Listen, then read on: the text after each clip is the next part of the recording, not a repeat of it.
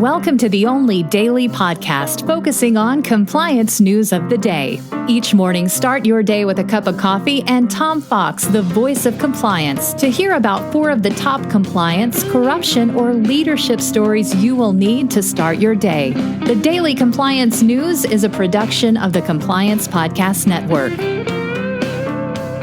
September 12, 2020, the Glass Ceiling Broken Edition. First up, we start with some words from Dr. Anthony Faucci. If you're a New York theater goer, as I know many of my listeners are, and certainly my wife and I are, you may not be able to get back into a theater without a mask through the end of 2021. Both the amount of people and the proximity make it that it will probably not be safe to go back into a theater without a mask until then. Next up, from Mingy Singh and Jack Hagel over at the Wall Street Journal Risk and Compliance Journal, an article on Deutsche Bank's compliance program actually limited the amount of fines it recently had to pay resolving sanctions claims.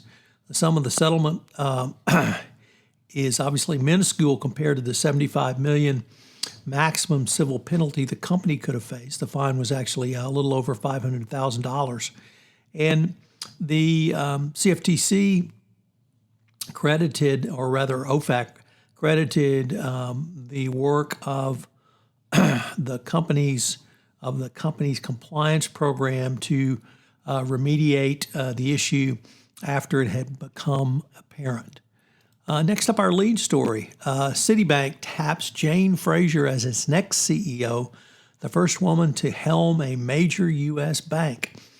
The current Citigroup executive, Michael Corbat, is retiring early next year, and Fraser is going to step up and take helm. She's been elected to the board of directors, and this obviously is a great news for getting women into CEO positions, and it once again shows how banks in many ways are leading the diversity, not simply the discussion around diversity and inclusion, but also actually doing something about it. So kudos to Citigroup and to Jane Fraser for being named the first woman to helm a major U.S. bank.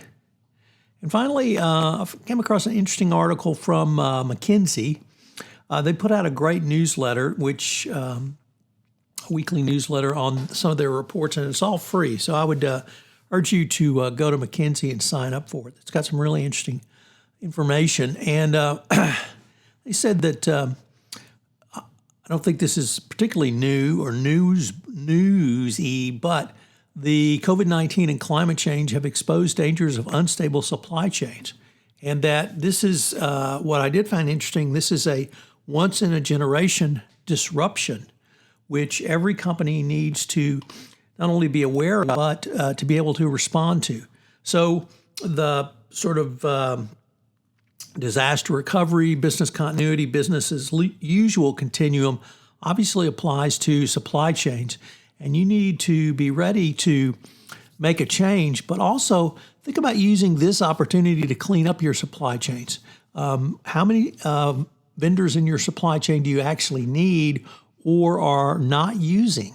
And there may be an opportunity to really garner some greater efficiencies, recognizing that you're going to need to be able to be more nimble and agile if some other type of disruption occurs. And of course, during the Trump administration, disruptions happen on a daily basis.